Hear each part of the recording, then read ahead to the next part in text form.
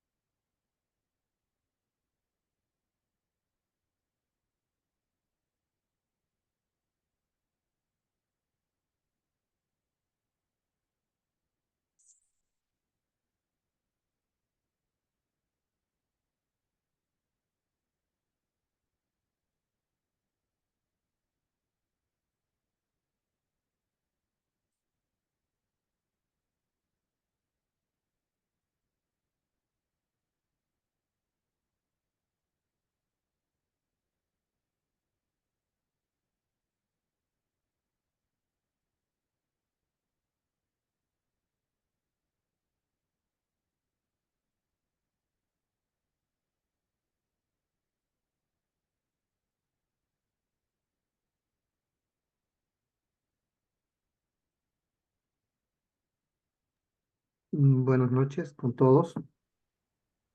¿Me escuchan, por favor? sí, sí, sí, sí, yo estoy escuchando, doctor, sí. Un momentito. Pero, sí, está bien, no sé. Gracias, doctor. No sé, el resto de Ahora sí, alumnos están ahora sí, escuchando. ahora sí. Sí. ¿Me escuchan los alumnos, los estudiantes? Sí se le Perdón. escucha, doctor. Ya, Pues vamos gracias. a empezar en 2 minutos. Sí. Yo voy a Vamos a apagar empezar. mi micro para que se pueda escuchar mejor, doctor. Muy bien. Gracias, doctor Sangay. Gracias por la asistencia del link. Bueno, vamos a esperar unos 2 minutos para poder iniciar.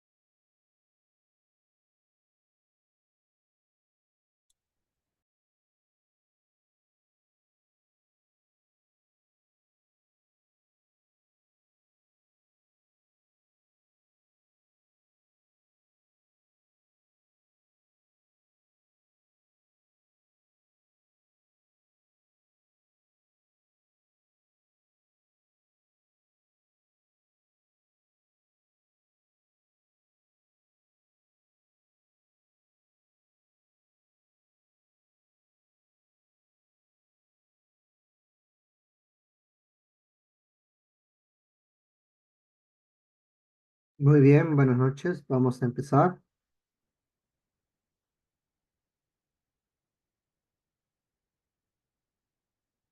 Bien, cualquier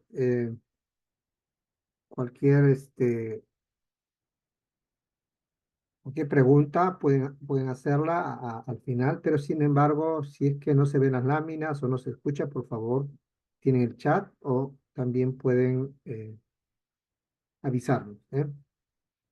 Muy bien, vamos a empezar. Hoy día vamos a ver la clase terapéutica sobre asma y hipo, ¿eh? Bien, me escuchan todos, ¿verdad? Sí. Sí. Y bien, muy bien. Buenas noches entonces con todos. Ahí ya 33 participantes. Vamos a empezar, ¿eh? Muy bien. Vamos a ver sobre la farmacoterapia respiratoria y el manejo de asma y enfermedad pulmonar obstructiva crónica. Entonces, siempre recordar lo que las clases de farmacología dijimos sobre lo que es asma. ¿Ya? Entonces, una de las cosas principales en terapéutica, en todo la terapéutica, o sea, en toda la interacción cuando se está tratando un paciente, es parte del tratamiento la explicación de la enfermedad. El paciente tiene que entender cuál es la enfermedad. Algunos ya han leído de alguna manera o internet, algo ya tienen conocimiento, pero en ese momento hay que explicarle cuál es la enfermedad del paciente específicamente. ¿Ya? Por ejemplo, si es su padre de familia con su hijo que está con asma, hay que explicar cuál es la enfermedad de manera que pueda entenderlo y de manera bastante simple posible, sin emplear muchos términos médicos y que pueda entender el paciente fundamentalmente, porque del conocimiento de la enfermedad tranquiliza al paciente. ¿Ya? Entonces, el asma bronquial, habíamos dicho de que es una enfermedad inflamatoria. Entonces, el broncoespasmo que se caracteriza, eh, es decir, la sensación de falta de aire en el asma bronquial es causada por una inflamación aguda y por lo tanto requiere antiinflamatorios. Y los antiinflamatorios que se utilizan para prevenir asma son corticoides inhalatorios. Entonces, fíjense, en la explicación, en la definición, estamos ya adelantando qué tratamiento debería recibir, por qué debería recibirlo. Entonces, si es inflamación aguda, pues hay broncoespasmo agudo, pero también esto puede tornarse crónica y por lo tanto prevenirse. Y por lo tanto, los corticoides inhalatorios previenen el asma, el acceso agudo.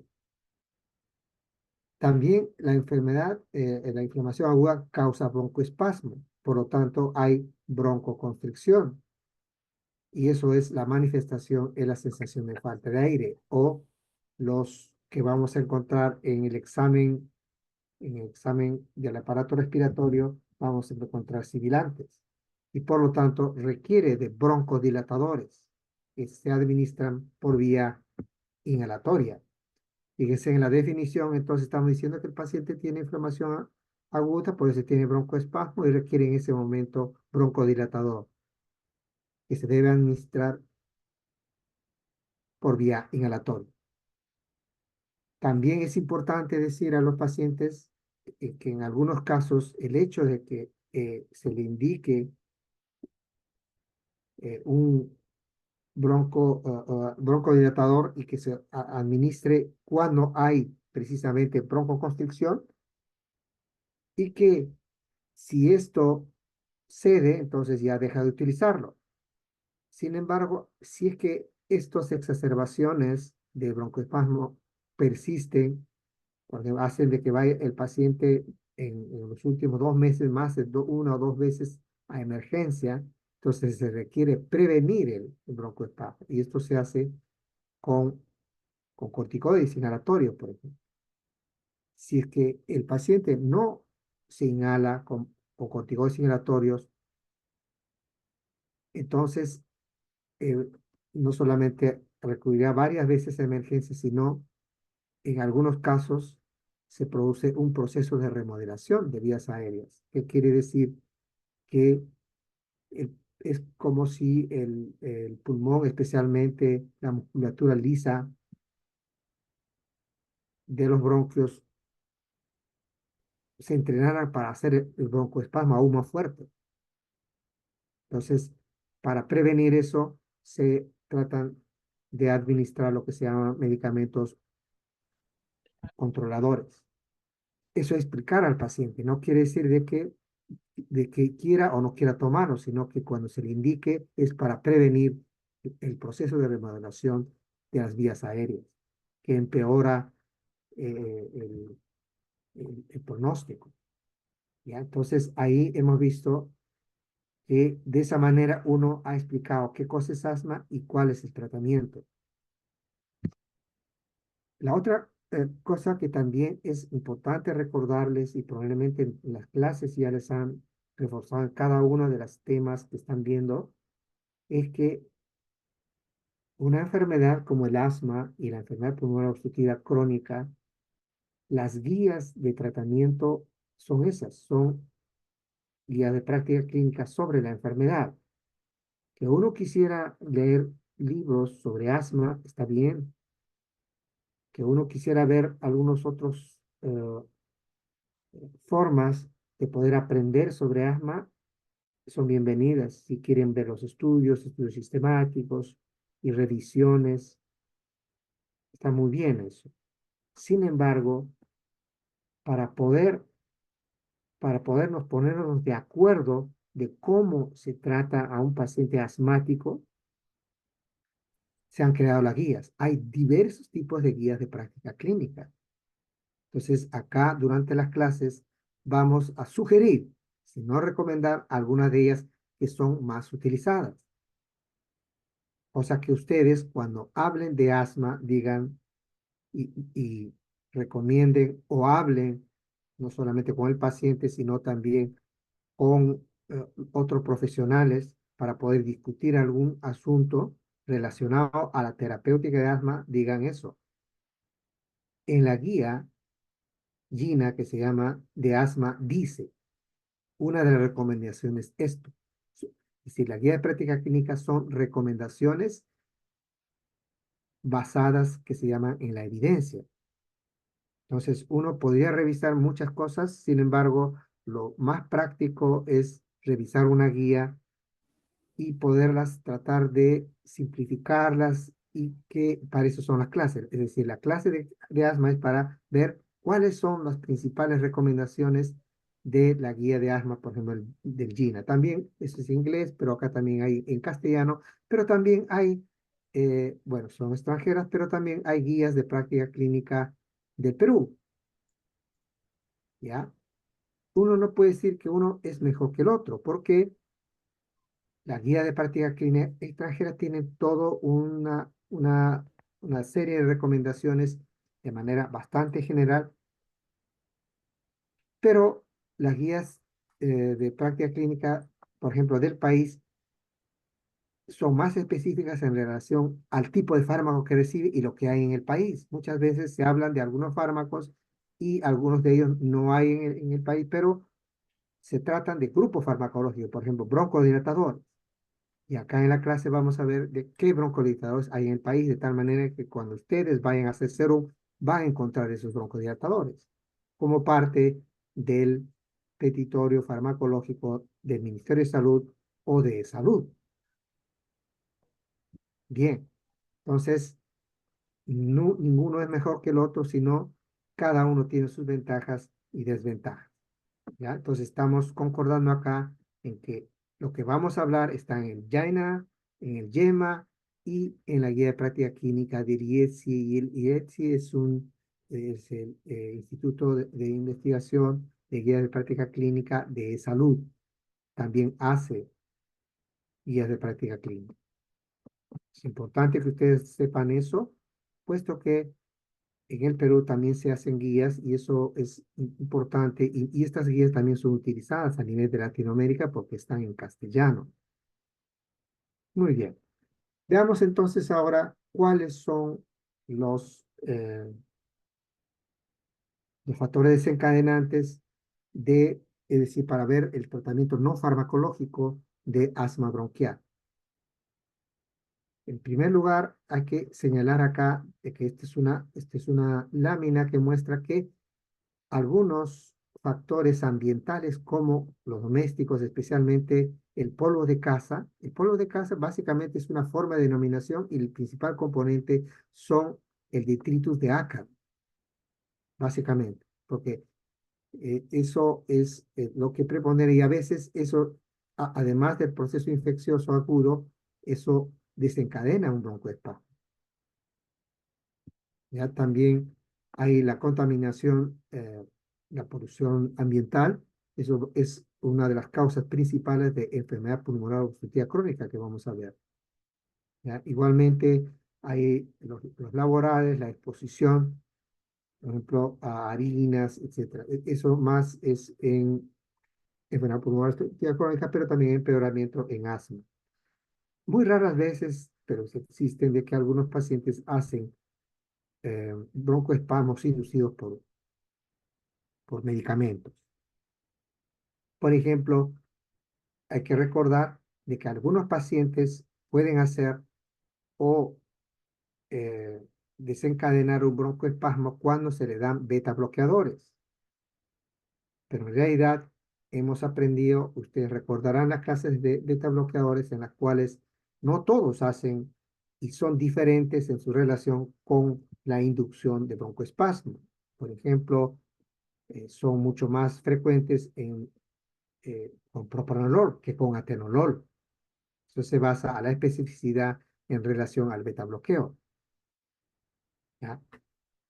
Bien, entonces hay algunos alimentos. Entonces es importante hacer el estudio etiológico del broncoespasmo. La mayor parte de veces es un componente inflamatorio, alérgico. Sin embargo, el tratamiento, si bien es cierto, puede ser etiológico, el tratamiento más va sobre el broncoespasmo y el uso de broncodilatadores. ¿Ya? Acá también está el polen, animales domésticos. Igualmente acá explicar de que, por ejemplo, separarlo del interdomicilio, limpieza doméstica con lejía, por ejemplo, en los casos, en los baños. Pero también acá es un punto importante si ustedes están tratando, por ejemplo, a niños. Uno no puede ser tan enfático en decirle, no puedes tener una mascota. No. Es decir, eres asmático y por lo tanto no puedes tener. Porque en este momento, por ejemplo, hay una indicación terapéutica de tener mascotas para algunos niños. Entonces, lo que se hace es la recomendación de que pudiera tenerlo, sin embargo, no puede, por ejemplo, entrar al dormitorio, ¿no? Entonces, ese tipo de aclaraciones son importantes sin necesidad de una prohibición de tener mascotas.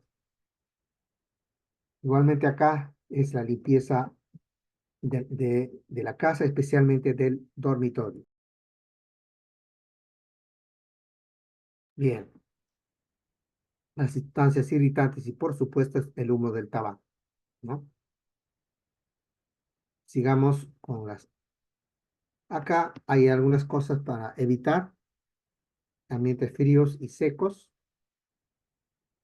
Igualmente hay algunos casos en los cuales es importante especificar el acceso que se exacerba con las estaciones. En Lima no hay por lo menos las estaciones no son, es cierto que hay variaciones de temperatura, pero también la exposición de pólenes, si bien es cierto, existe, pero es menor. A algunos otros lugares sí, la exposición de pólenes es importante. Y en ese momento, por ejemplo, es importante también que puedan utilizar mascarillas, no tanto porque se va a contagiar de una u otra enfermedad, sino por la exposición a polen, por si acaso. Acá no es una indicación, por lo menos en Lima, sin embargo, en otros lugares pudieran haber cuando se ha se ha estudiado en algunos pacientes asmáticos que la exposición a polen exacerba el, los accesos asmáticos. ¿Ya? Bien, sigamos. Acá básicamente toda la indicación de el tratamiento no farmacológico está básicamente relacionado con todo lo que concierne al dormitorio, por ejemplo, de los niños que tienen asma. ¿Ya? Deben estar limpio, eh, debe limpiar la parte del polvo que cubre, pero con trapo, no tanto con escoba, porque eso hace de que pueda exponer más y que disemina estos en el ambiente, ¿no? Usar aspirador y no barrer. Algunas cosas para ustedes les parecerá bastante simples estas indicaciones, pero la diferencia entre un médico que explica a los pacientes detalles es la diferencia entre que uno tenga o no tenga, eh, que el paciente siga el tratamiento y que al final puede llegar al objetivo, por si acaso. ¿Qué quiere decir? Depende de cómo se le explique, no una generalidad, ¿no? No decir solamente de que tenga cuidado con el ácaro de polvo de casa, para los domésticos. Uno tiene que explicar, y si ya se pregunta al paciente, explicar ese punto, esas interrogantes que hace el paciente. Bien, acá nuevamente están las guías. Otra de las cosas, ya entramos acá al tratamiento farmacológico. El tratamiento farmacológico, lo primero que tenemos que explicar a los pacientes es que los medicamentos en asma son de dos tipos: medicamentos controladores y medicamentos aliviadores. ¿Ya? De acá, entonces, por ejemplo, para los pacientes que ustedes van a tratar en el SERUM o van a tratar como médico general, la idea de la clase terapéutica es que ustedes puedan eh, prescribir como médicos generales. Esa es la idea. ¿Ya? Por ejemplo, en asma si uno va a empezar a explicar cómo se trata a los pacientes, cuáles son las indicaciones para dar omazumab, un anticuerpo monoclonal a un paciente asmático, pues no se puede, es bastante difícil que un médico general pueda darlo. Incluso un neumólogo puede administrarlo, sino un neumólogo especialista en asma trata pacientes muy específicamente en las cuales la crisis de asma son muy severas y en ellos él recién está indicado para ver estos anticuerpos monoclonales. Entonces, acá vemos más o menos lo que se administra casi al 80% de los pacientes, siendo el 20% restante la especialidad, y a ellos debemos derivarlo. No solamente los médicos generales, sino también yo soy médico internista, a ellos los derivamos. Y ellos nos devuelven con la prescripción hecha y nosotros lo seguimos. Medicamentos controladores más frecuentemente utilizados entonces son los corticoides inhalatorios solos. ¿Ya? Corticoides inhalatorios, entonces. Después está los beta agonistas de acción prolongada, los LABAs. Que por supuesto, en algunos casos indicarán leucotrienos, pero eso lo verá el neumólogo pediatra, por ejemplo. En medicamentos aliviadores están los SABAs, salbutamol, beta-2 agonistas de acción corta. Y en adultos mayores, en las cuales, por ejemplo, presentan taquicardia o cardiopatía coronaria crónica, y ahí están los anticolinérgicos, bromuro y dipatropio. Entonces, fíjense acá que asma se controla eh, en el 80% de los casos y por médicos generales o de familia con medicamentos controladores como fluticasona, por ejemplo en el Perú, o beclometasona en Minsa. Los dos son corticoides inhalatorios. Y con un SABA de medicamentos aliviadores, salbutamol.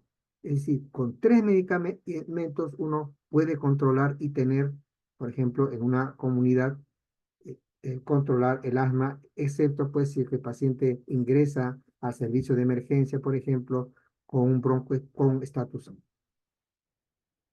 asmático, en las cuales es otro el esquema de emergencia para el control de broncoespasmo. ¿Ya? Entonces, vamos a tocar cada uno de esos puntos, pero acá lo que estamos tratando es de resumir y no hacer más complejo un tratamiento que no lo es. La mayor parte de la terapéutica que probablemente están recibiendo los cánceres son bastante sencillas, ¿ya? Son bastante sencillas. Y la mayor parte de los casos complejos, en realidad uno los deriva al neumólogo y ellos, en muy pocos casos, un pequeño porcentaje, uno tiene la idea de que el tratamiento, por ejemplo, de asma y enfermedad pulmonar obstructiva crónica es bastante complejo. Bien. Lo primero que hacemos entonces, suponiendo estamos en un centro de salud, vemos que el paciente tiene broncoespasmo o ha venido por un espasmo, no está en estatus, sino se queja, por ejemplo, en los niños de tos nocturna únicamente. La tos nocturna es una forma de presentación, por ejemplo, el paciente, en los niños de asma, pero ahí está manifestándose como tos. Entonces se hace la ocultación y se encuentra el broncoespasmo. Entonces, no se olviden de que esta es una forma y que aquí el tratamiento de asma y de enfermedad pulmonar obstructiva crónica, parte del tratamiento es con el diagnóstico. Porque si uno dice que es tos nocturna y uno le da un antitusígeno, pues estás tratando un síntoma y no estás diagnosticando la enfermedad. Entonces, acá es para ver cuál es el puntaje pulmonar. Es decir, acá, por ejemplo, ver cuál es la frecuencia respiratoria, las sibilancias y el uso de musculatura adicional, si es que la sensación de falta de aire es importante, ¿no? Entonces acá uno puede catalogar en leve, moderada y severa según este puntaje pulmonar. Esta es una manera de poder decir que es más o menos grave o que es o más o menos severa el broncoespasmo, por ejemplo, en niños. ¿Ya? Entonces, es importante eso para la historia clínica. Este es un fluxograma bastante eh, complejo. Sin embargo, eso la explicación de la clase es para ver que parece complejo, pero es en realidad bastante sencilla. Es el fluxograma de manejo de crisis asmática en pacientes pediátricos en emergencia, ¿no?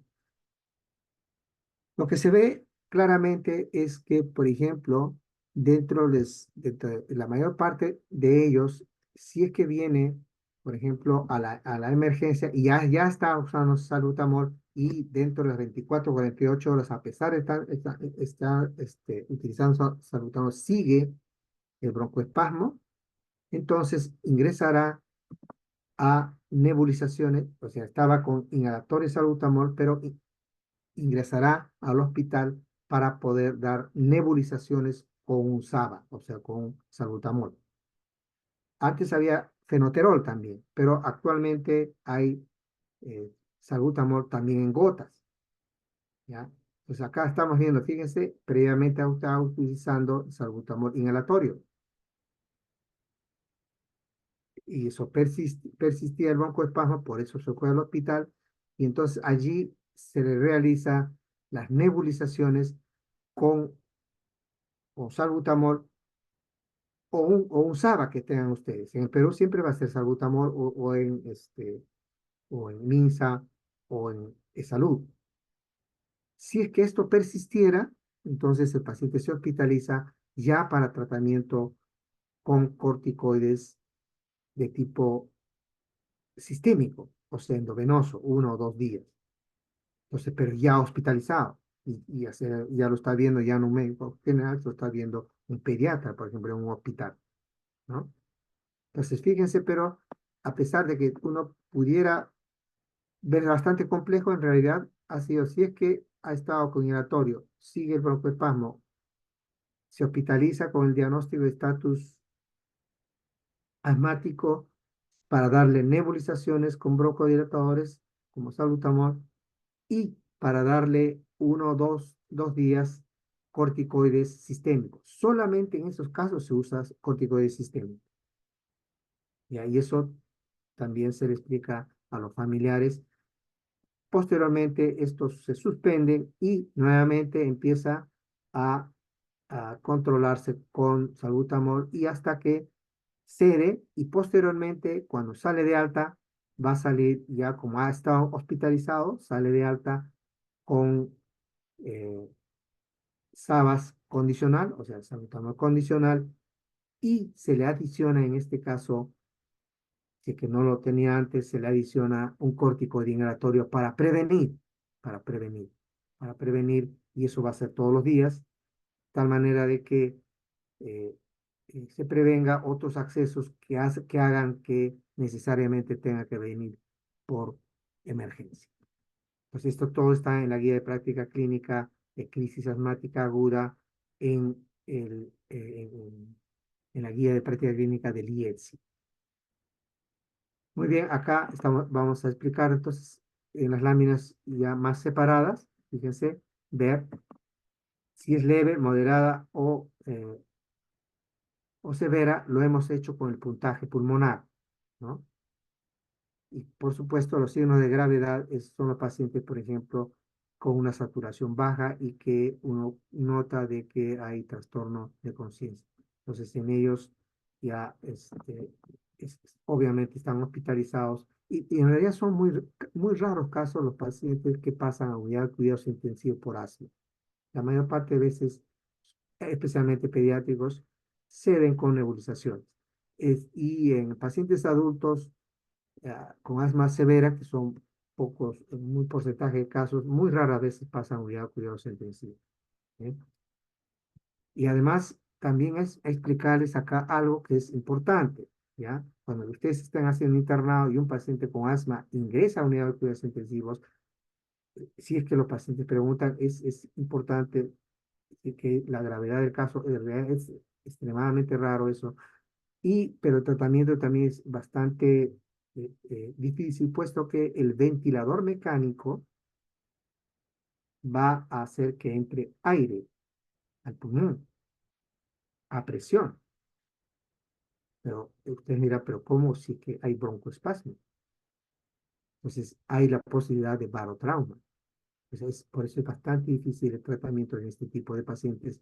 Y ello hay que advertir a los pacientes no cuando están en este estado, sino antes. Es decir, señor padre de familia o señor, prevenga el broncoespasmo. Le están dando corticoides inhalatorios. O también se dan eh, lavas asociadas con fluticasona. Todo es para prevenir esto, es decir, para prevenir que en algún momento el broncoespasmo sea tan severo que vaya a UCI. Bien. Entonces, fíjense acá hemos hablado de casos en los cuales se hospitalizan, en casos en los cuales se tratan y hemos visto varias veces qué medicamentos se utilizan. Y todo lo que hemos hablado ya está en la guía de práctica clínica, ¿no? Entonces, cada uno dice, por ejemplo, acá, cómo aplicamos o cómo hemos visto de que el tratamiento es en realidad estándar. El tratamiento de las enfermedades como broncoespasmo es básicamente, eh, hay un consenso en que todo el mundo más o menos está de acuerdo. No hay un tratamiento de que alguien hace otro tipo y le sale mejor el tratamiento. Eso no es así. La terapéutica de las enfermedades más prevalentes es un consenso y que eh, la mayor parte de estos casos van bien, si es que se siguen esas guías de práctica clínica. ¿Mm? Bien, por ejemplo, va acá, ¿no? Esta es la guía de práctica clínica Gina del 2023 y está lo que acabamos de decir. En la parte inferior, ¿qué dice? Está en azul o bueno, un poco azul, en el track 2, fíjense. En el track 2 dice, ¿no? Aliviadores. Acá dice, ¿no? Traduciendo, aliviadores, ¿no? Prerenata, es decir, condicional a broncoespasmo. Si hay broncoespasmo, el paciente se inhala, ¿no? Con un SABA. Y el SABA que tenemos en el salud, ya hemos repetido varias veces, es salbutamol. Bien, entonces, fíjense en el paso 1, fíjense acá estamos en track 2, ¿no? Estos pasos van según la gravedad del problema, es decir, según el número de exacerbaciones que hace que el paciente venga a emergencia, por ejemplo. Entonces, el paso 1 básicamente es la primera vez que viene el paciente, sale solamente con su salbutamol inhalatorio, ¿ya? Muy pocas veces, acá dice en el step 1, uno va a dar corticoides inhalatorios. Quizás más importante acá es en el paso 2. Si es que el paciente ya ha venido más de 2 veces en 2 meses, por ejemplo, ya o ha ido en algún momento a emergencia, a pesar de que estar con salbutamol PRN, es decir, PRN, PRNato, o sea, condicional a broncoespasmo, entonces se le incluye con corticoides inhalatorios de mantenimiento. Acá dice, paso 1, paso 2. Paso 1 y paso 2 son de médicos internistas, de médicos generales, médicos de familia. Esto aquí nosotros, acá estoy yo, ustedes van a salir. Para el paso 3 es porque el paciente, a pesar de estar con corticoides inhalatorios, sigue viniendo al hospital, sigue con broncoespasmo por decir, cada 3, 4 semanas, sigue. Entonces, allí tienen que hacer interconsulta al neumólogo y el neumólogo le indicará un LABA. Un LABA siempre tiene, es decir, un corticoide inhalatorio más un, eh, un beta agonista de acción prolongada. En el Perú, en salud, es salmeterol con fluticasona. Fíjense cómo funciona la guía de práctica clínica. Acá en ningún momento le están diciendo, dele salmeterol con fluticasona. No, eso no dice. Acá dice corticoides inhalatorios, ICS y LABA. Es decir, puede dar una serie de medicamentos o de inhaladores que tienen esas dos, incluyendo formoterol y otros corticoides, ¿ya? Ese es lo bueno de una guía. La guía le da una sugerencia, una recomendación. No dice exactamente qué debes darle. ¿De qué depende de ustedes? Lo que haya pues en MINSA o en salud. Lo que sí, a veces le hacemos eso, una sugerencia bastante amable. No estén discutiendo, diciendo, no, yo le debo dar los formoterol porque acá es decir, empiezan con unos argumentos que pueden ser muy importantes, que pueden tener alguna base muy interesante, pero se da lo que está en la guía y esa misma actitud va a hacer que ustedes en el Hospital St. Thomas Londres tengan otro LABA y otro corticoide inhalatorio. De eso dará la que hay allí, ¿no? La guía dice LABA más corticoide inhalatorio, paso 3. Y eso se puede adaptar a diferentes realidades. ¿Ya? Entonces, fíjense acá, están, y solamente fíjense en el paso 5, se agrega a todo ello, se agrega, por ejemplo, eh, bromolipatropio, se agrega, dependiendo de la gravedad, se agrega antileucotriénicos, ¿no? O incluyendo anticuerpos monoclonales. Es decir, no solamente el paso 1, step 1, paso 1, paso 2, médico general, médico de familia, médico internista. El paso 3 y 4 requiere necesariamente neumólogo y quizás el paso 5 es un neumólogo, pero especialista en asma, que recibe a una fracción muy pequeña de pacientes en las cuales el broncoespasmo. Hay algunos fenotipos de pacientes que comienzan en forma tardía el asma y que el broncoespasmo es bastante severo, ¿no? Entonces, en ellos eh, irán hasta el paso 5 y lo verá el neumólogo y dará cualquiera de estas, además, adicionará no solamente un LAMA, o sea, un antimuscarínico de acción prolongada como el tiotropio, le agregará igualmente en la población de adolescentes, por ejemplo, bastante importante un antileucotriénico, pero ustedes están viendo que es una fracción de pacientes. Lo que sí, la idea es importante en ustedes es que no pueden comenzar pues con un antileucotriénico, un paso 2, por ejemplo, y comenzado por un médico de familia, por ejemplo. Entonces, eso es como una sugerencia general. Las guías no, en la guía en general ustedes van a leer a partir del paso 3 es médico especialista, ¿ya? Tampoco quiere decir de que los que estén en paso 3 y paso 4 solo lo deben tratar especial. No, están 2, 3 semanas o un mes siendo evaluados y después vuelve al médico de familia. Entonces el médico de familia se le devuelve diciendo de que este niño o este adolescente sí va a recibir su SABA, su corticoinhibitor, pero se le va a agregar antileucotriénico, ¿ya? Entonces vuelve al médico de familia, al médico general, y el médico de familia, como está en una historia clínica electrónica, idealmente uno administra lo que ya ha sido, ¿cómo se llama? Titulado y ha sido pautado por el médico que lo evaluó, ¿ya? Entonces, así funciona, ¿ya? Quizás para ustedes les sorprende este tipo de cosas tan elementales, dirán, pero en nuestro país es un problema ello, ¿ya? Piensa que asma es el neumólogo y nadie más debe tratarlo.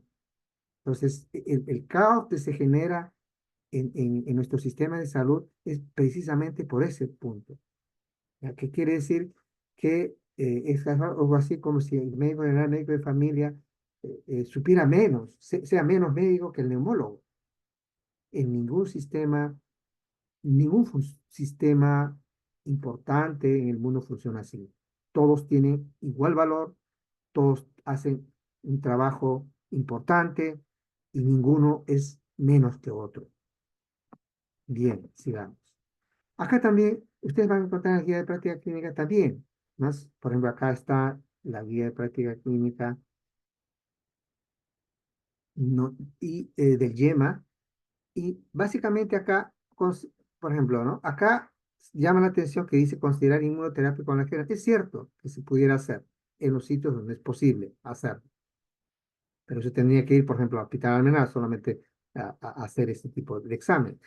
No se incluye en el YAINA, ahí lo dice, porque debido a la costo-efectividad del tratamiento, ¿ya? Entonces, y también a la intervención. Entonces, por ejemplo, si alguien identifica el tipo de alergeno a la que es, también es bastante difícil el hecho de que uno lo pueda aislar y decir que nunca más esté en contacto con ello, ¿no? Entonces, a pesar que uno conoce que uno es alérgico, es bastante difícil y casi imposible tener pues en una burbuja a un paciente para que nunca se exponga al alergeno. La mayor parte de veces es un poco difícil esto. Pero más o menos acá hay como 6 escalones, pero más o menos tienen en escalón 1, escalón 2 algunas particularidades, pero sí el mismo esquema aproximadamente, ¿ya? Bien. Entonces, acá hemos visto de que con esto, en el vector farmacológico está salbutamol, fluticasona más salmeterol y bromuripatropio como los broncodilatadores, ¿ya? Eso es lo que se utiliza. En algunos casos, vamos a ver más en EPOC, se utiliza teofilina por vía oral, ¿ya? En los casos en los cuales en adultos mayores hay asma y EPOC combinados, entonces a veces no hay el aislamiento específico para un adulto mayor que pueda o no tener trastorno cognitivo, por ejemplo, y es mucho más fácil que pudiera tomar teofilina.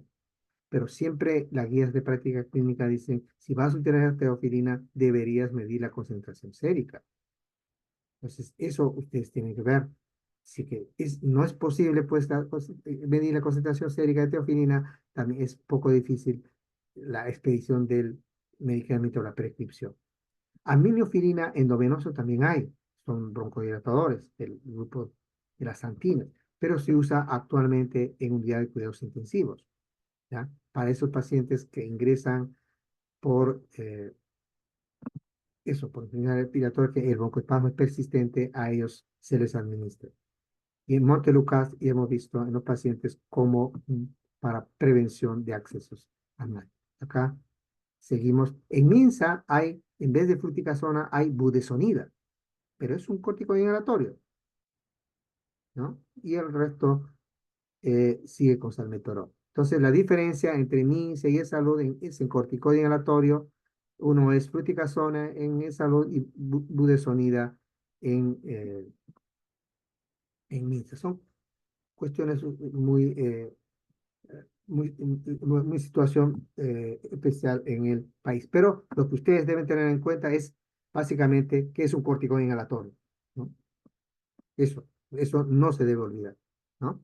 Otra de las cosas que hay que enfatizar es también sobre la vía de administración. Siempre va a ser inhalado y excepciones son, ya hemos dicho, en cuando está hospitalizado, severo, ahí recién se utiliza por vía sistémica. Pero la vía de administración importante es todo por vía inhalatoria. ¿Por qué? Porque la biodisponibilidad del fármaco, es decir, la eficacia broncodilatadora precisamente está porque es por vía inhalatoria y se deposita y ejerce efecto broncodilatador sobre la musculatura lisa bronquial.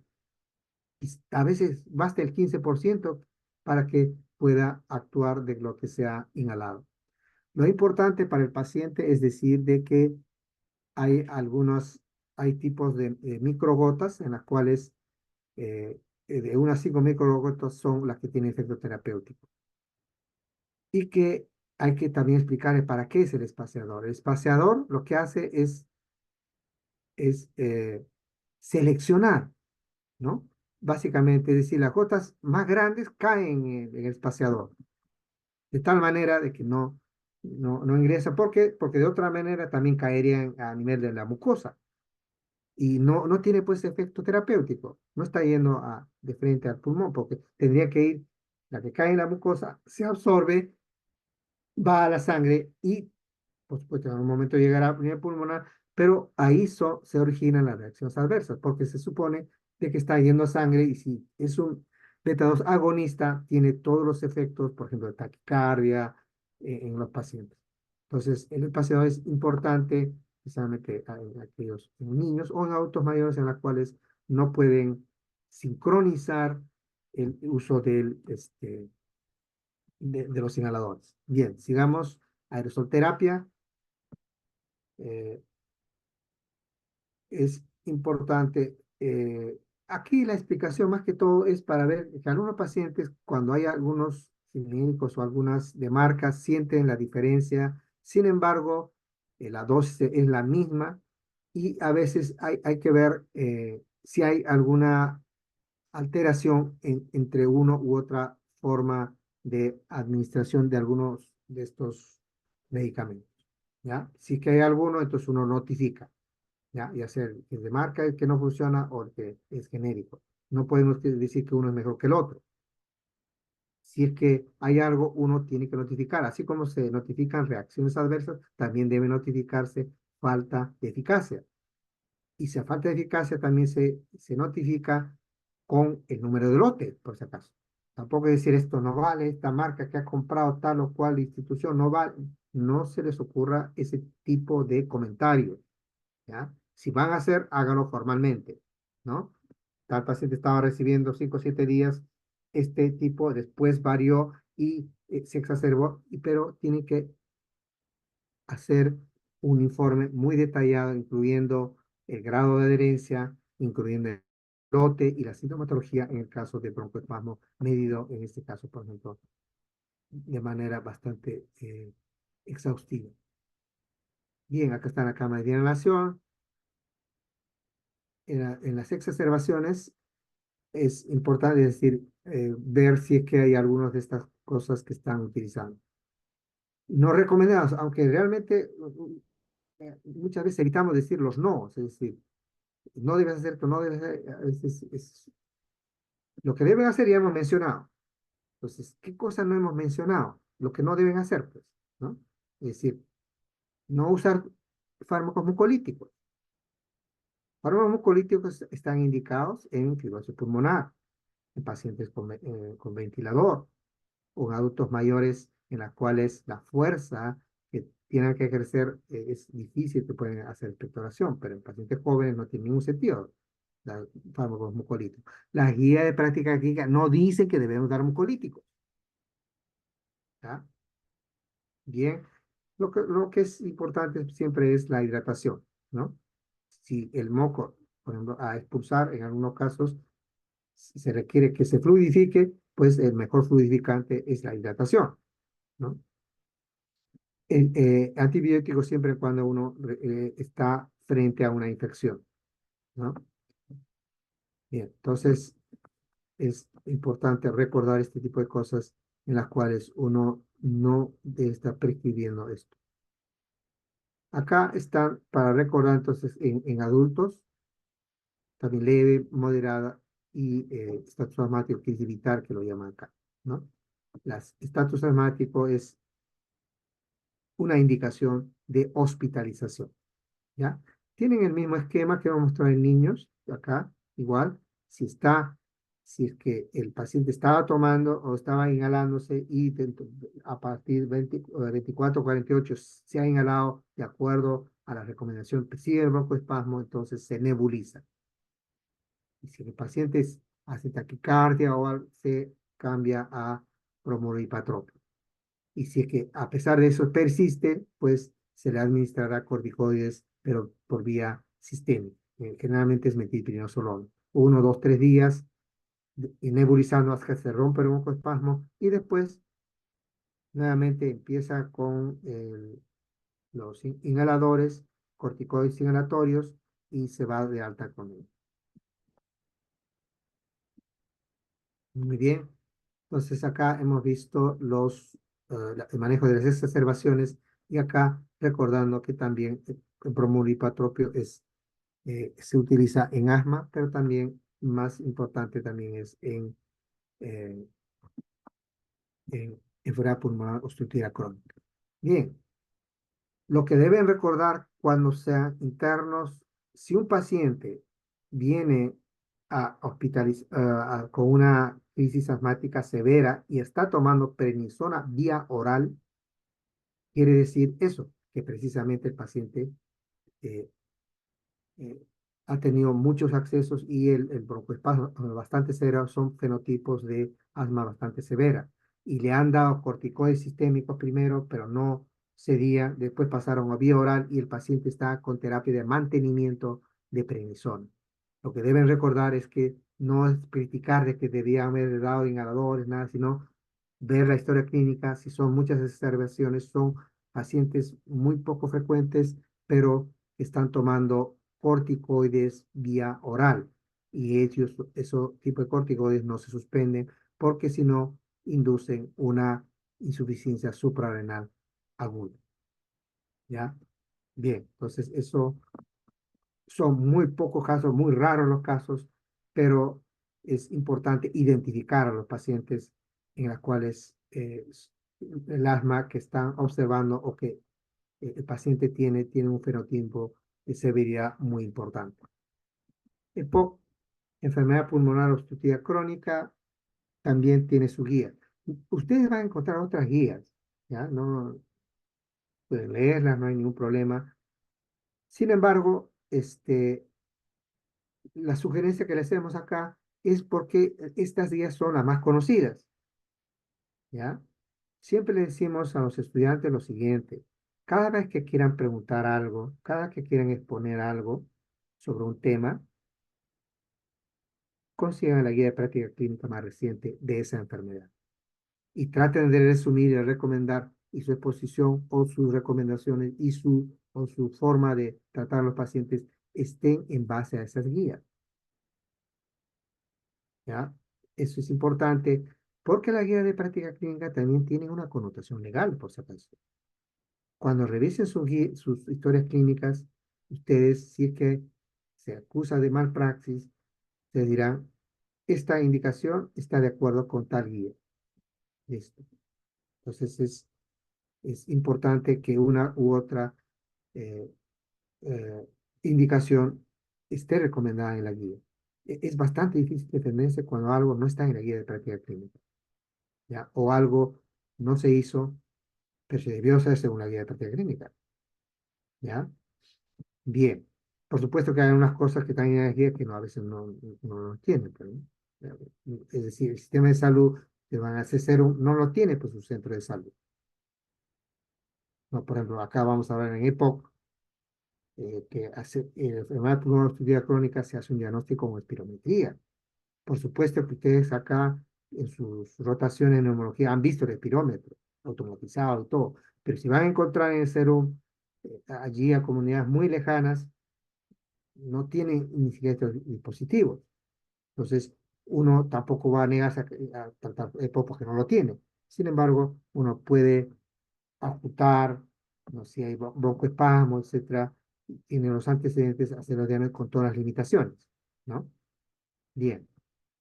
Entonces, enfermedad pulmonar obstructiva crónica, lo primero que hay que hacer es ver si son bajo o alto riesgo, es decir, lo de alto riesgo son algunos pacientes pues que a veces ya están en, por ejemplo, con oxígeno, ¿no? Los de bajo riesgo no, todavía no han llegado a ese extremo. Y lo que hay que hacer básicamente son otras cosas diferentes en las cuales son importantes también en ellos. Por ejemplo, que estén vacunados, la vacunación antineumocócica, la vacunación de COVID, la vacunación contra influenza, por ejemplo, y su tratamiento farmacológico y el tratamiento de la comorbilidad. Bien. Entonces, lo que deben hacer en la historia clínica es también medir la severidad, así como hemos visto que hay preguntas para ver la severidad de asma que uno está viendo en el paciente. En, en EPOC, enfermedad pulmonar crónica, también hay, ¿no? Hay varios cuestionarios. Los más utilizados es el MMRC, la escala modificada del Consejo de Investigación Médica. ¿Sí? Es bastante sencillo. Entonces, cuando uno hace una evolución, cuando uno hace una historia clínica de un paciente con EPOC, simplemente se pone cuánto tiene de MMRC, RC, ¿no? Que consiste en que, por ejemplo, si el paciente tiene una disnea y le impide salir de casa o vestirse, hacer actividades sencillas, actividades básicas de la vida diaria que se llama, pues está en escala 4. ¿No? Y si solamente la tos, el broncoespasmo lo siente cuando está haciendo ejercicio intenso, está a 0. Hay de 0 a 4. ¿No? La disnea le produce una incapacidad de mantener el paso de otra persona, de la misma manera caminando, más o menos eh, es escala 2.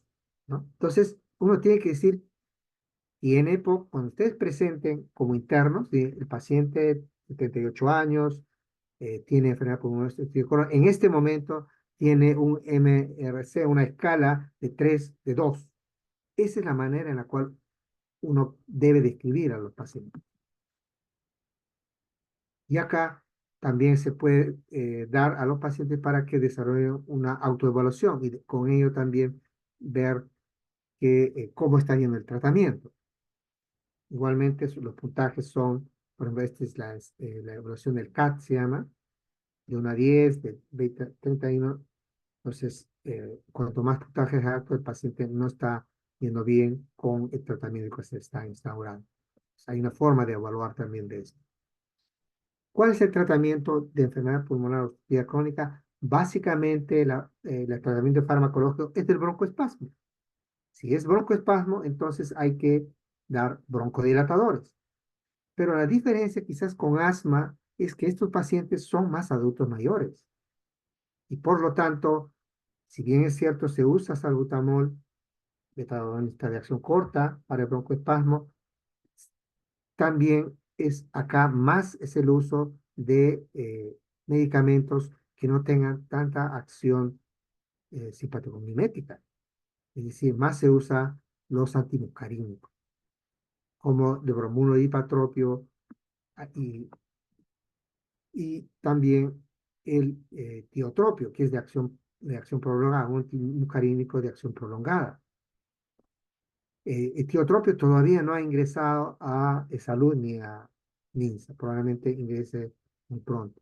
pero siempre sigue el mismo patrón, es decir, se le da corticoides inhalatorios, si las secreciones no son muy frecuentes, si es que son muy frecuentes, se agrega o se cambia a un corticoide más en el mismo dispositivo, más un LABA, ya, por ejemplo, en esa se utiliza más suameterol y puede ir incluso asociado con bromuro de ipatropio. Fíjese, el tratamiento está entonces acá en que más utilizamos bromuro de ipatropio, ¿no? Acá quizás dentro de la guía de práctica clínica sí pues es un punto importante de que no se tenga hipatropio, eh, tiotropio, digo, ¿no? Tenemos bromuro hipatropio, pero no tiotropio. Entonces acá ustedes están viendo en la guía de que el LAMA, el LOM, ¿no? Muscarina de acción prolongada, es etiotropio.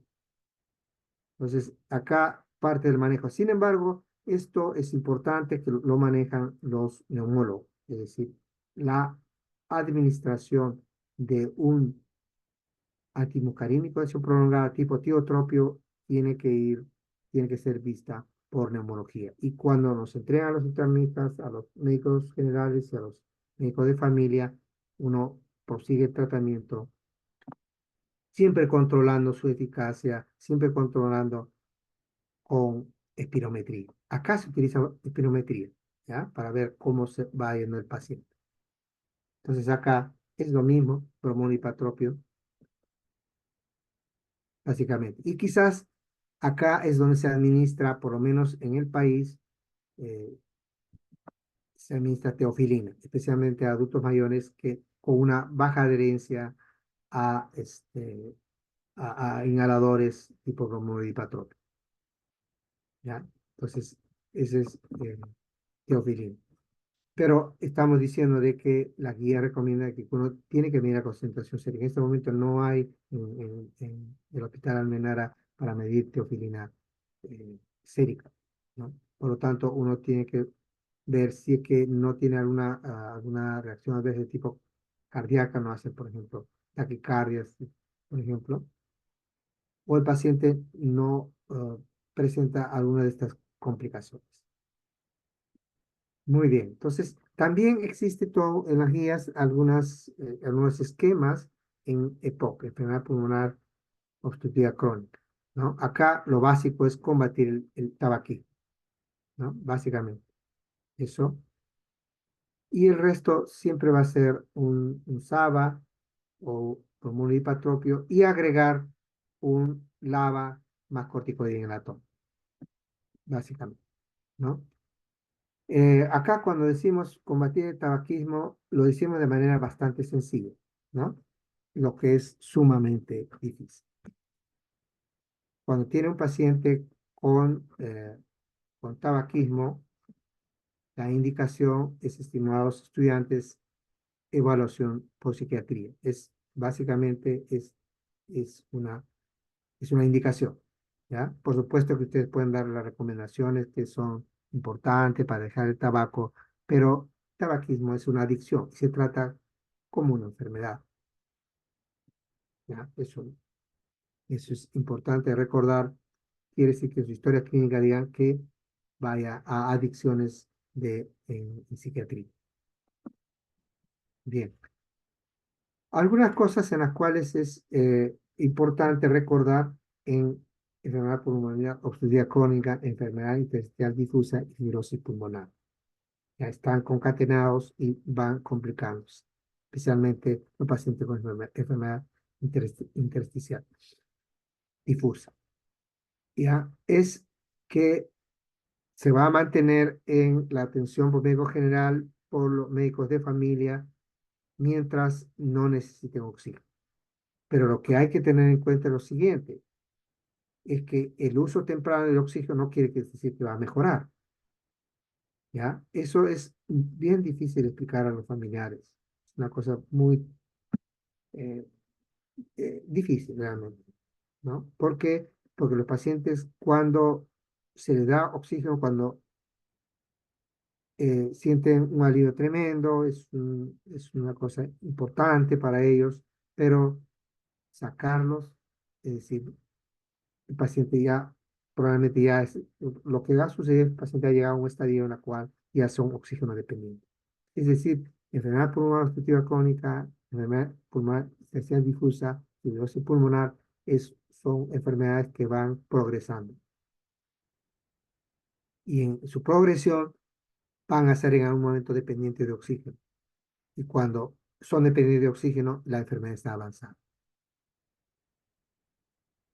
Por supuesto que en los casos que eso ocurre generalmente a autos mayores, octogenarios, nonagenarios, pero en algunos casos, por ejemplo, con enfermedades como déficit de antitripsina, por ejemplo, ocurren en menores de 60 años, ¿no?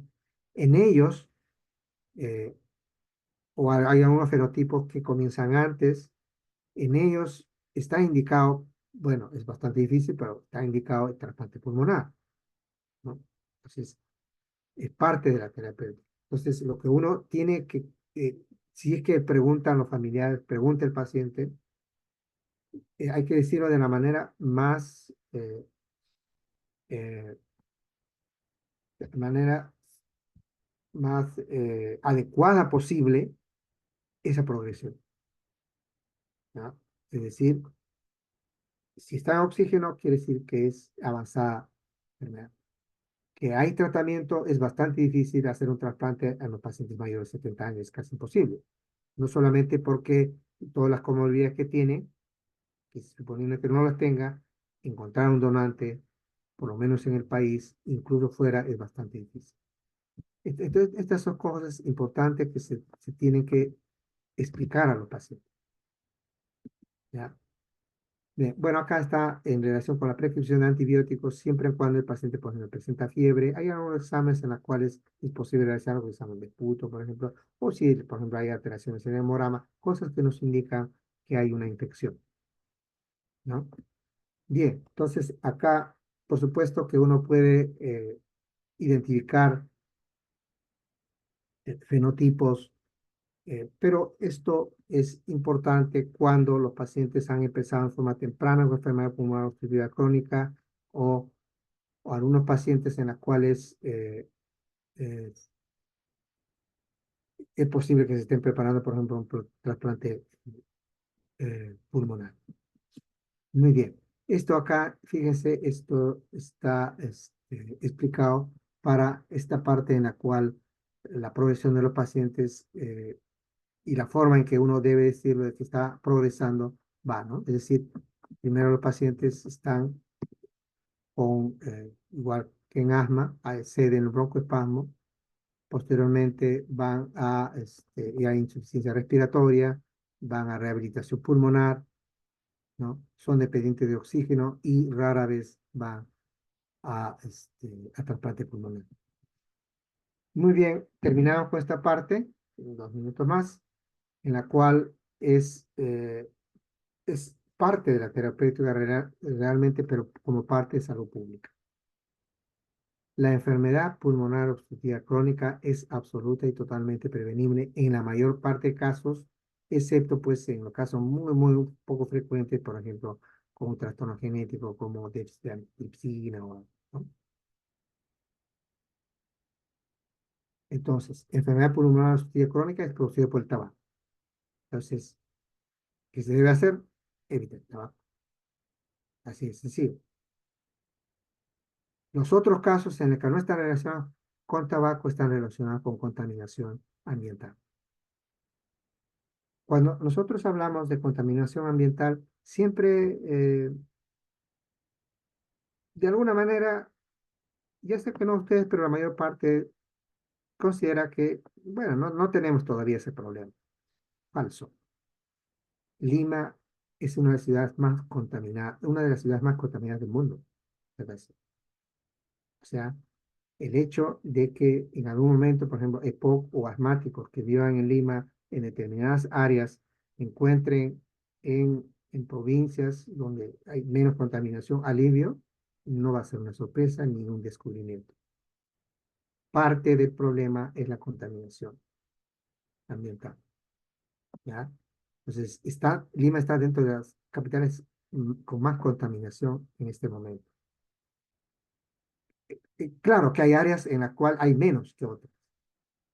Hay áreas con una contaminación muy alta porque están cerca a fábricas, por ejemplo, ¿no? Entonces, allí es donde uno diga, ¿qué puedo hacer? ¿No?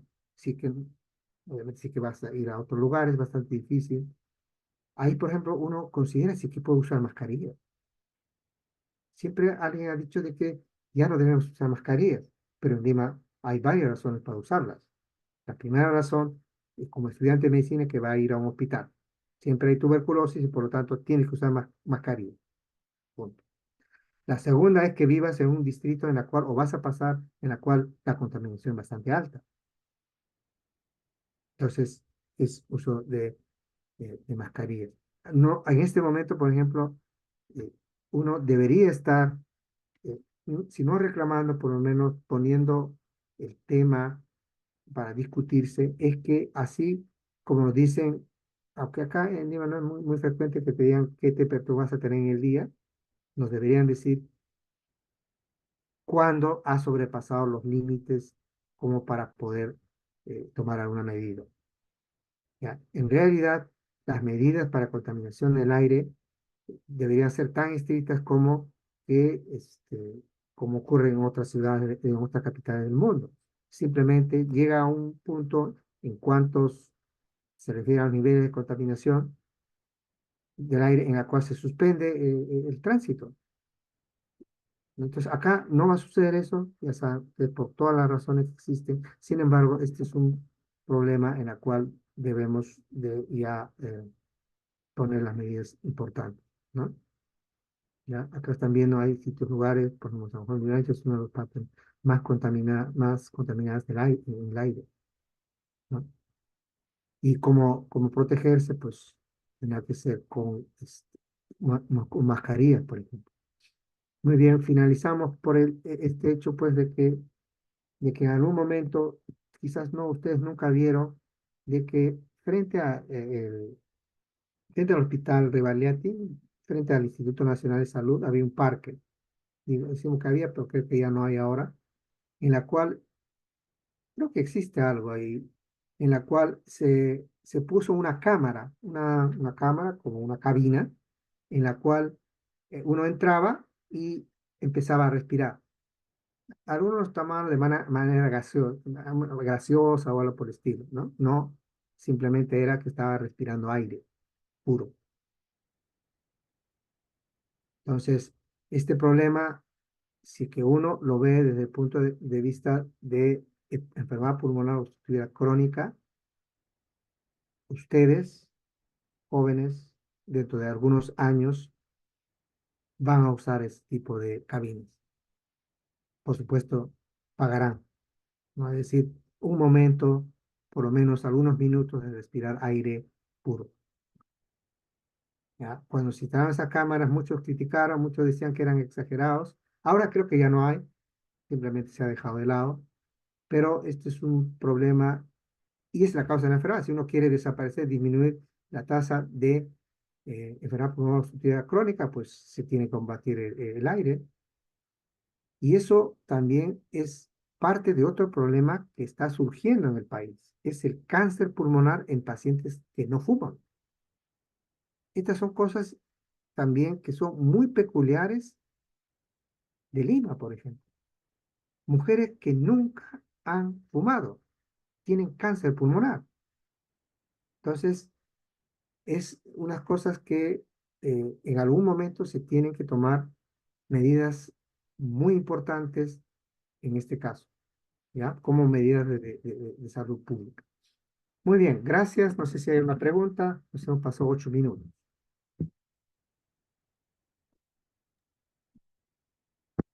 Muchas gracias, doctor. Doctor Canoa, muchas gracias por su brillante exposición, una exposición muy completa sobre la terapia del asma y del EPOC. Creo que está bastante completa. Una pregunta. ¿Hay visto el uso en algunas crisis, sobre todo me supongo como ya de rescate, el sulfato de magnesio? ¿Cuál es la labor del sulfato de magnesio en inhalación, Eh, digamos? En la diapositiva se decía de que no está recomendado, ¿no? Hay una donde no se utiliza. Ya. Esta era para poder ver que en algunos casos hay algunas medidas que se utilizan, sin embargo, en la guía de práctica clínica no están recomendadas su uso. ¿Ya? Por lo menos en esa lámina creo que lo pusimos ahí de manera explícita. Sí, gracias, doctor. Gracias. Mm. Yo creo, ¿verdad? No sé, alguna pregunta. Lo único que sí a mí me preocupa bastante, y creo que al doctor también, son 195 alumnos y solamente han asistido 50. Se están perdiendo la oportunidad, porque esto es la forma la exposición es bastante completa y es muy diferente a una exposición clínica y es muy diferente a una exposición, digamos, farmacológica. Esta es una exposición sobre terapéutica y muy bien. Entonces yo creo que nos estamos perdiendo la oportunidad. La delegada que está presente le agradeceré que le comunique a todos que asistan a todas las reuniones, a las presenciales, no presenciales. Me llamó la atención en la presentación en el test formativo, se presentaron solo 25 en el test formativo. Entonces no puede ser. No, es una sugerencia porque el beneficio ya a esta altura ya no estamos, y ustedes ya no están en el colegio, están ya a puertas de ser internos y a puertas de ser médicos. Y justo la población pues va a poner su vida en sus manos. Entonces, yo creo que y ustedes ya están preparándose, pero deben prepararse más y estos temas. La verdad es que así la forma como se ha expuesto y todo lo completo que va a ser muy difícil que sea, porque lógicamente en la parte clínica más lo enfocan en la parte clínica fisiopatológica, pero acá es un enfoque terapéutico y lo bueno, o sea, estrategias no farmacológicas, cómo evitar los desencadenamientos, que lo ha explicado muy bien el doctor. Generalmente, entonces, y eso no lo hacemos a veces como médicos, que en los escalones 1 y 2 deben manejar los médicos internistas, pero a veces no. Preguntamos nomás, pero no damos soluciones. Ya, doctor, no sé si algún comentario adicional, pero gracias, No, porque más yo creo bien, que el tema es gracias y igualmente, doctor, a los estudiantes siempre recomendarles algunos hechos en relación con lo que dijo el doctor Sangay. Eh, Hay estudios, por si acaso, en relación con que asistas a reuniones sincrónicas o asistas presencialmente. Y las que ven el video, que no es asincrónico, o no asisten a clases, pero escuchan lo grabado, ¿ya? Entonces, hay estudios en los cuales muestran de que la desaprobación, no estamos hablando del país, por si acaso, fuera, el porcentaje de desaprobados de los que escuchan sincrónicamente y preguntan, o están presencialmente y preguntan, el porcentaje de desaprobación en el curso es bastante bajo. En cualquier curso, no estamos hablando de medicina, ¿ya? Entonces, a pesar de que estos estudios ya lo pudieran conocer o lo puedan intuir, pero estas son cosas en las cuales han visto que son importantes, ¿ya? Una de las explicaciones es que la implicancia emotiva que uno puede tener cuando uno está escuchando sincrónicamente o está preguntando, eso hace que precisamente se las grabe y a veces no sea, supongo que si usted siempre lo hace, con alguna pregunta del examen, recuerden más rápidamente que estudiando 24, 48 horas todos los videos que les faltaban, ¿ya? Eso, no se olviden eso. Las estrategias de aprendizaje implican un componente emotivo y presencial o sincrónico, ¿ya? Eso, y que esa es la gran diferencia entre los que no se estresan demasiado en que los 2, 3 últimos días para poder aprobar un examen. Gracias, doctor Sangay. Gracias por la oportunidad. Muchas gracias. Hasta luego.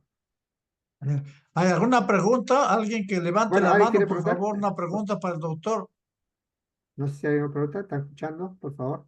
Sé que alguien quiere preguntar algo. Puede abrir el micro. Sí, ¿Alguien? alguna pregunta, o si no, que escríbanlo en el chat. Entonces, en el chat podemos ver alguna pregunta, ¿sabes? Bien. Nadie, nadie. Bien. El, Bien, vamos a ver. Entonces, el otro lunes va a presentar el doctor Salazar sobre tuberculosis, pero es una clase presencial que empieza a las 7. Es una clase presencial. Pero el día miércoles 18 vamos a tener la discusión de casos. Entonces, porque el jueves 19 es el examen parcial, y ya se está elaborando el examen. Entonces, vamos a tener la oportunidad también, creo que con la presencia del doctor Teodoro Canoa, para la discusión de los casos clínicos. Sí, doctor, va a estar, es virtual. Es virtual a sí. las 8 de la noche, va a ser el día miércoles. Le voy a agradecer porque lógicamente los casos clínicos y donde podemos participar todos, pero especialmente en los casos clínicos de la especialidad de las que han sido dictadas por los profesores. Entonces, no se olviden, para el examen va a ser presencial con 40 preguntas. Y todas las preguntas, ahí tiene que eso ya inclusive es por resolución, y en eso estamos trabajando. Las preguntas no son solo de las diapositivas, las preguntas son para ver agilidad mental y para ver aplicabilidad. O sea, no es eso. Entonces no es que solamente leo mis diapositivas, ¿no? Y la idea es que no es solo leer, sino que hay que comprenderlo, hay que interpretarlo y hay que aplicarlo. Esa es la idea de inclusive de tomar la lectura. Me dice, ya lo leí, sí, pero ¿lo comprendiste? Sí, lo comprendí. ¿Lo interpretaste? Ya lo interpreté, entonces lo puedes aplicar. ¿Cómo lo puedes aplicar? Esa es la idea. Y nunca se van a olvidar de eso. Nunca se van a olvidar. Y lo otro, por ejemplo, acá lo de la clase, ahí el muy importante ver la prevención. Está viendo. Yo no sé si por ejemplo, creo que había una vez asistí a una reunión, doctor, del ministerio, donde vieron, por ejemplo, hablando de ambientes contaminados. Habían dos distritos acá que en Lima, que tenían mayor contaminación. Inclusive en algunos estudios de algunas aulas universitarias también, no, que no es las nuestras, que no es de la USMP, eso otra, pero no creo que sea conveniente decirlos.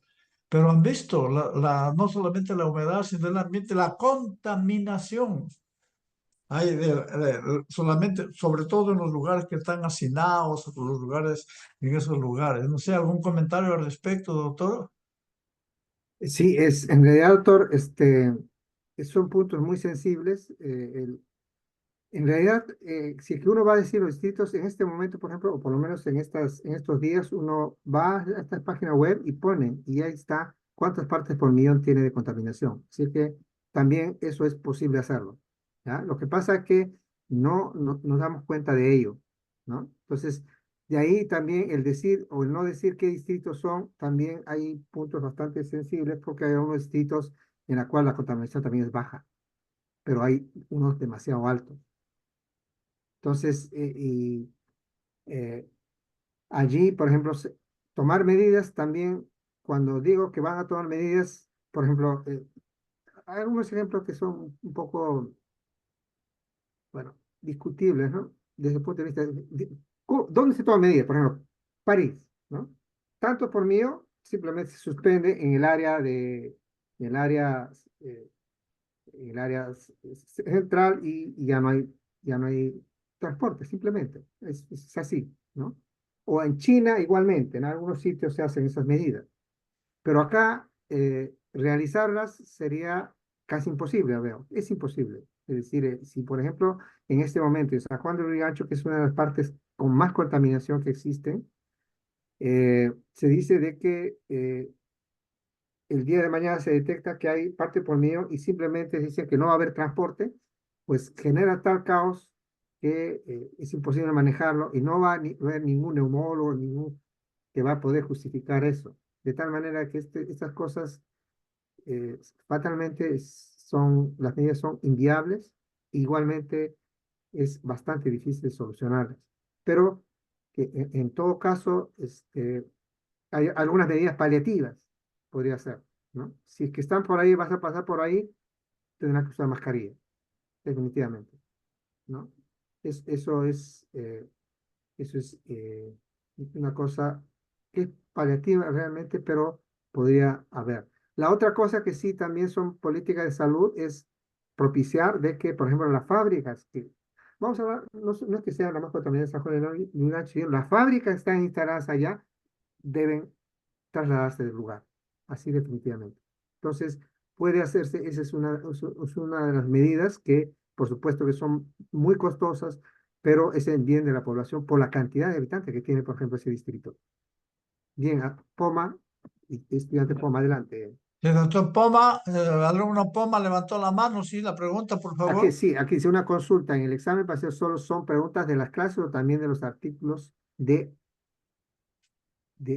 bueno, Oh, claro, es de ambos, es de ambos. También tiene que leer los artículos.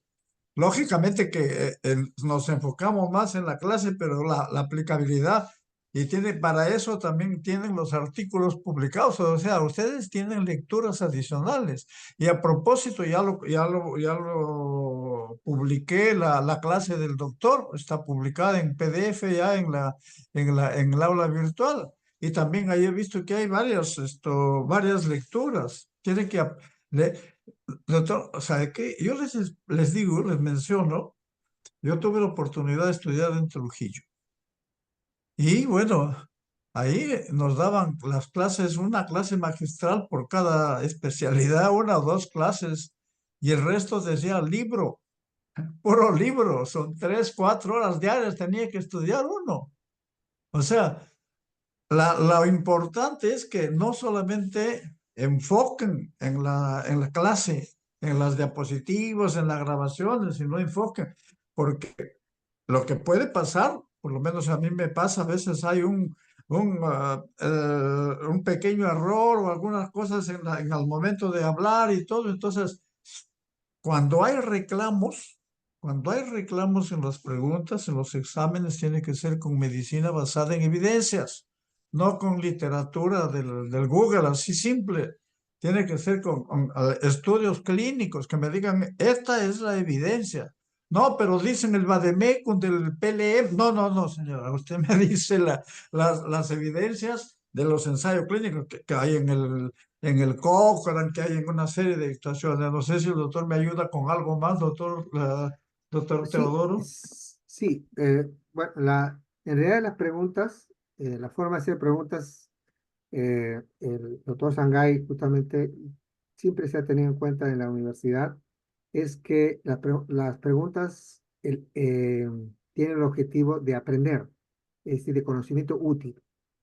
No, sí que no es para tranquilizarlos y tampoco despreocuparles, es que no hay preguntas revocadas, por si acaso. Si, por ejemplo, acá alguien va a preguntar de un fármaco que apareció ahí, o hace 2, 3 semanas, no puede haber pues ese tipo de preguntas, ¿no? Simplemente, primero es que si ustedes escuchan las clases, van a ver de que uno trata de resumirlas y van a leer más artículos que también les ayuda a centralizar las cosas, no a disgregar y ampliar más, por decir, más conocimientos en el sentido de no hacer conclusiones generales, ¿no? Bien, el mensaje es que si ustedes escuchan las clases, van a ver de que en realidad el tratamiento de asma y EPOC tiene un patrón y es bastante sencillo. No es complicado. El problema de uno complicarse, por ejemplo, de esta clase en relación con las preguntas que va a haber, es que no has asistido a la clase. Y como tienes 2, 3 días para estudiar, entre comillas, es tanto el estrés que no lo vas a captar. no se puede captar, o sea, no tiene tanta memoria para que escuchar 4 o 5 videos en algunas horas. No vas a poder, ningún humano puede hacer eso. Entonces, eh, concluimos si es que el doctor Sangay nos pide eso, de que las preguntas siempre van a ser destinadas a que son de práctica diaria, son útiles esos conocimientos y que resultan de todas las conclusiones que se ha tenido en las clases. ¿Ya? De tal manera de que si ustedes asisten a todas las clases y participan, precisamente de eso vienen todas las preguntas. No pueden ser de otra forma, ¿no? Ninguna pregunta tiene la intención de poder desaprobar. No hay no hay ese sentido. Precisamente se hacen ese tipo de revisiones, los doctores Sangay y toda la universidad no revisan las preguntas, por si acaso. Uno no puede hacer preguntas que no tienen ninguna utilidad. Bien, Y bueno, gracias. nosotros no desaprobamos, ustedes se desaprueban solitos.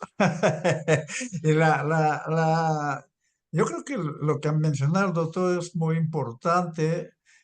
Ustedes tienen que todos los días, por lo menos, brindarle a la clase una media hora, una hora, sobre todo a consolidar los conceptos y para ver, como decía, comprenderlo, interpretarlo y poderlo aplicar, porque las preguntas son de aplicación, justo porque también hay casos clínicos.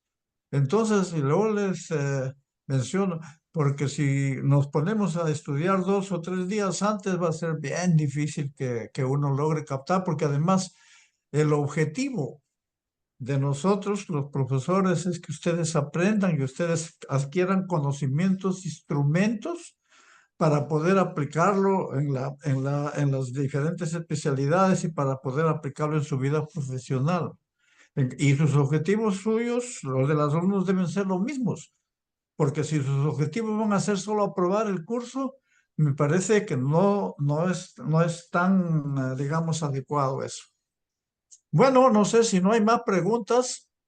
Le agradecemos al doctor Teodoro Escanova por su brillante posición, yo creo que muy interesante.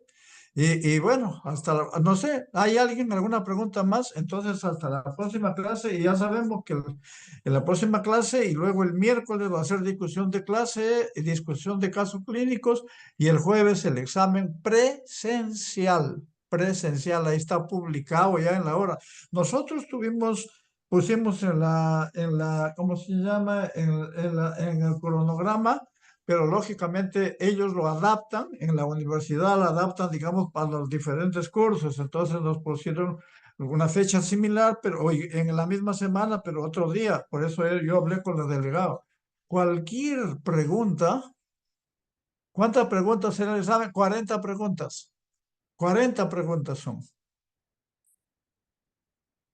Y lógicamente traten de estar en primera, porque bueno, también hay examen de rezagados, pero los rezagados, bueno, se sobreentiende que las preguntas son un poquito más tensas.